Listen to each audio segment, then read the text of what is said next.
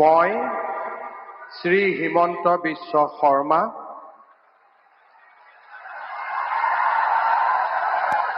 ঈশ্বৰৰ নামত শপত লওঁ যে বিধিৰ দ্বাৰা স্থাপিত ভাৰতৰ সংবিধানৰ প্ৰতি মই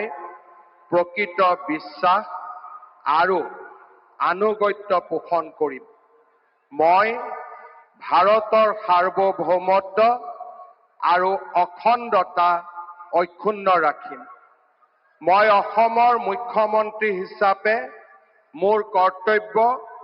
বিশ্বস্ততাৰে আৰু শুদ্ধ অন্তঃকৰণেৰে সম্পাদন কৰিম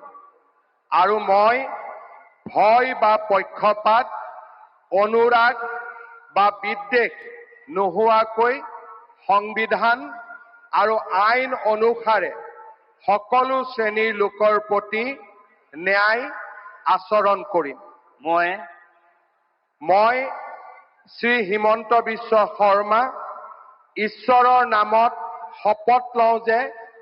মই অসমৰ মুখ্যমন্ত্ৰী হিচাপে মোৰ কৰ্তব্যৰ যথাযথ সম্পাদনৰ বাবে আৱশ্যক হোৱাৰ বাহিৰে মই এনে বিষয় যি অসমৰ মুখ্যমন্ত্ৰী হিচাপে মোৰ বিবেচনাৰ বাবে অনা হ'ব বা মোৰ জ্ঞাত হ'ব তেনে বিষয় মই কোনো ব্যক্তি বা ব্যক্তিসকলৰ ওচৰত প্ৰত্যক্ষ বা পৰোক্ষভাৱে অৱগত বা প্ৰকাশ